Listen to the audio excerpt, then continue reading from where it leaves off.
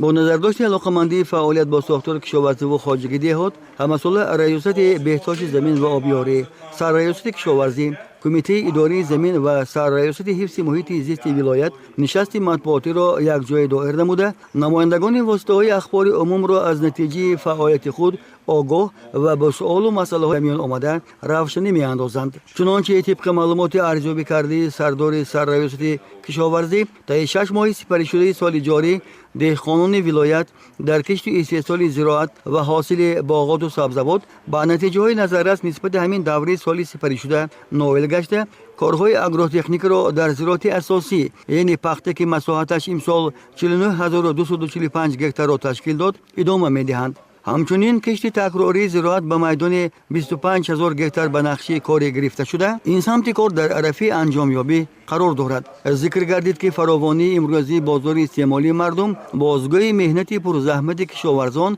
و ساکنان دهات است. در نوبت خود معاون سردار ریاست بهداشت زمین و آبیاری ولایت از مهنت پرزحمت کارمندان پایگاه‌های آبکشی، مسئولین و متخصصان ساحه در کار با مرام و بشکست و ریخت دستگاه‌های برقی آبکش بهر فعالیت با ثمر کشاورزان استاده گذشته، از کمک و دستگیری‌های حکومت جمهوری تاجیکستان و مقامات اجرایی حاکمیت دولتی ولایت در تعمیر و از نوسازی دستگاه‌های برقی پایگاه‌های آبکشی، خط‌های بلندفشاری قبورهای آبرسان، ایستگاه‌های برقی و امثال آن یادرس شده، همزمان از پرابلم و مشکلات اداره‌های دولتی بهداشت زمین و آبیاری شهر و ناحیه‌های اگروصنعتی به حاضرین معلومات داد. در سمت کشاورزی البته نظارت استفاده زمین‌های آبی و للمی کارم برداشت کارمندان کمیته اداره زمین شهر و ناحیه‌ها است و وابسته به این و دیگر مسائل استفاده زمین‌های کارم، زیر ساختمان، غصب خودسرانه زمین، حل سروقتی بسی در استفاده زمین به میان آمده و امثال آن،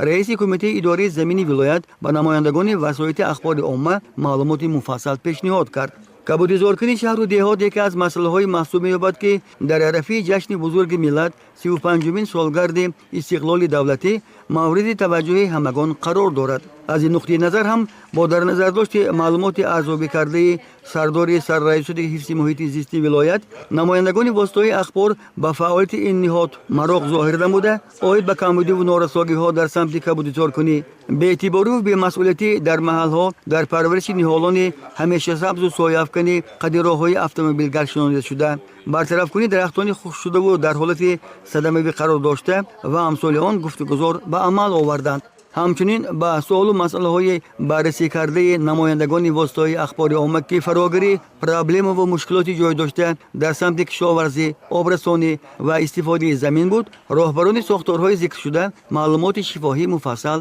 پیشنهاد کردند.